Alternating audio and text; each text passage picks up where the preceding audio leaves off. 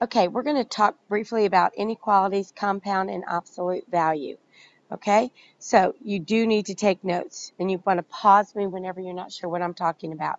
We've got some vocabulary here: compound, inequality, intersection, and union. So let's see what those are. When inequality, all the inequalities that you've done so far have just been simple inequalities, and you solve them just like an equation, except for when you are multiplying or dividing both sides by a negative number. What we're going to do now is we're going to combine them together, and that's called a compound inequality. Here's a diagram that shows one compound inequality, and this is one that uses the word and. We've got this group right here. This is called a Venn diagram, and we've got a group right here. This is all of the numbers that are less than 10, or the group of numbers that's less than 10. Then this second one right here are the numbers that are greater than 0, and you'll see that this part in here is where those two cross over each other. They overlap with each other. That is called an intersection. Okay? That is an and. These numbers are less than 10 and also greater than 0. You can graph these on a number line here. These are all the numbers that are less than 10. You see the arrow going this way. These are all the numbers that are greater than 0. Go back and remember that when you just use a greater than or less than sign, it's an open circle on the end. And then the part where they overlap or intersect is where those two cross over. So that's what this graph would look like. Here are some examples. So let's talk about this first one here. Okay, now we're going to actually solve this. You'll notice the biggest difference is that it's like I took the two separate inequalities and just kind of mushed them together. I have two inequality signs. So whereas before we talked about doing the same thing to both sides, here I have a wall here and here.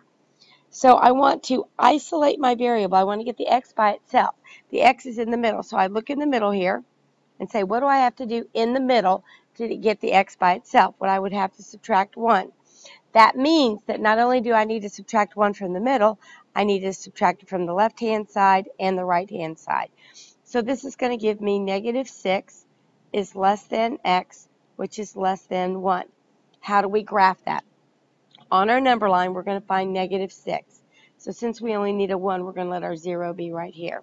So this is 1, 2, 3, negative 1, negative 2, negative 3, negative 4, negative 5, negative 6. Okay, what this is saying is that negative 6 is the bottom number, but it doesn't have an or equal to, so I leave it open. Positive 1 is the highest number, but again, it doesn't have or equal to, so I leave it open. And all the x values are in between here. Okay, let's try this next one.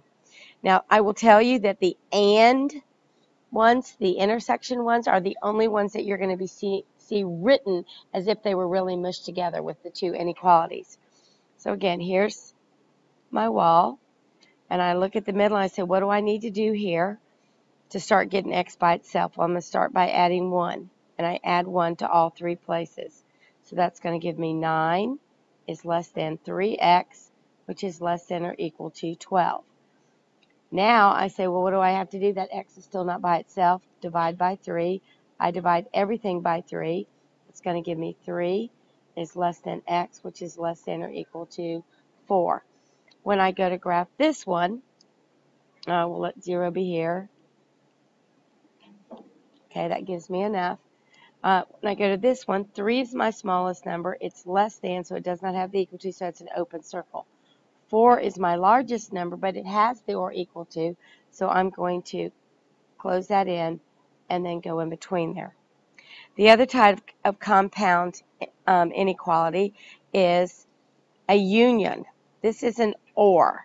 So this would be all of the numbers that are less than 0 or numbers that are greater than 10. A lot of times there is no overlap between the ors. Okay, we can graph that here. Okay, these are all the numbers that are less than 0. These are all the numbers that are greater than 10. You'll notice that what we do is we just take both of those and put them on the same graph. Again, this is our or situation. This is a union. A union means that I'm doing all the possibilities. Let me give it to you in real life. If you wanted to go somewhere and your mom said to you, you may go if you unload the dishwasher or clean your room. That gives you an option, two different ways you can do it. If your mom says that you can do it if you unload the dishwasher and clean your room, then you have to do both. Let's see how we solve these. The biggest thing you'll notice is that there's always the or word there, and they're two separate inequalities. And you just solve each inequality separately. So here we subtract 8 from both sides. That's going to give me t is greater than or equal to -1. Here you're going to subtract 8 from both sides. It's going to give me t is less than -6. Okay, and then you graph those separately. Now we'll graph this. Actually, I'd like to move this over a little bit. I didn't look at this carefully. This is t is greater than or equal to -1. So at -1, since it's or equal to, we'll put a solid dot with the arrow going greater than. Or the other option is t is less than or equal to -6. 1, 2, 3, 4, 5, 6. That's going to be an open circle at -6 and an arrow going to the left. Okay? For the next one, we're going to do the same thing. We're going to solve each one separately. They're two separate conditions, and you can meet either one of those conditions. So here, I'm going to divide both sides by 7. That's going to give me x is greater than or equal to 3. Here, I'm going to divide both sides by 2. X is less than -1. So to graph, I'm going to put a solid circle here with an arrow going to the right. At -1, I'm going to put an open circle with an arrow going to the left. We're going to finish up with absolute value. Remember, absolute value is the distance from 0.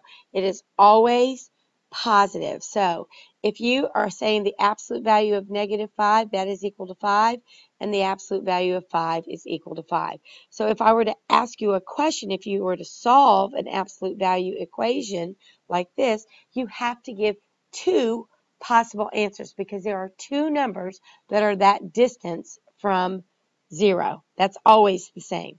So here's some examples of solving some absolute value. First thing you need to do is you need to isolate the absolute value. In this first equation, it is. Once you've gotten to that point, then you need to consider two possibilities. I like to just kind of cover it up and say, all right, let's just cover this up. What two numbers could go in here? Well, x could be a positive 12, or x could be a -12. And there's your two answers. Okay? For the next one here, again, you have to isolate the absolute value, so I would need to divide both sides by 3. And that is going to give me the absolute value of x plus 7 is equal to 8. Now, again, we have to consider two situations. What's inside here could either equal a positive 8, or what's inside here could equal a -8. In this case, what's inside the absolute value is x plus 7. So you have to write that down, and then you solve each of these separately. So subtract 7 from both sides. That means one choice is x is equal to 1. Subtract 7 from both sides here. X is equal to -15. And there are your two answers. Now, not all absolute value equations have two solutions. If the absolute value is equal to 0, then it's only going to have one. And if the absolute value is equal to a negative, then it's not going to have any. So let's look at these two. Again, isolate your absolute value first. And that's going to be 0 is equal to the absolute value of x plus 2. There is no positive and negative 0. So we just have to say x plus 2 equals 0, which means x is equal to -2. For this next one, when we go to isolate the absolute value, we subtract 3 from both sides. That gives us the absolute value of x plus 4 is equal to -3, and just stop right there, because there's no way that an absolute value of anything can be negative. So that would be no solution. We're going to take this a step further and solve absolute value inequalities. Now the steps are going to be the same. You're going to isolate the absolute value first. The next thing, though, is you have to decide what kind of compound inequality it's going to give you. Because you're going to have two answers, it's going to create two inequalities. Is it going to be an and inequality or an or inequality? And here's the way to do this. Once you have isolated the absolute value, and as long as the absolute value is in front. So if I have the absolute value of something is greater or greater than or equal to, then I'm going to set them up as an or compound inequality. If your absolute value is less than or equal to, I'm going to set it up as an and inequality. Okay? So here we go. Let's isolate the absolute value. To do that, I add 4.5 to both sides. Okay, that gives me the absolute value of x plus 3 is less than or equal to, in this case, that is 12. Now, that is less than, so it is an and situation. So I'm going to put the word and over here. Then I'm going to set up two possible scenarios. One where whatever's inside here is less than or equal to 12. And the other one where whatever's inside here is the opposite of all of this. So what's the opposite of less than or equal to? Greater than or equal to. And what's the opposite of 12? Negative 12. Now, what was underneath there? That was an x plus 3. Okay? And we have made an and situation. Remember, an and situation is an intersection, so we're looking to where these overlap. We're going to solve these. Subtract 3 from both sides here. I get x is less than or equal to 9. Here, subtract 3 from both sides here. X is greater than or equal to negative 15.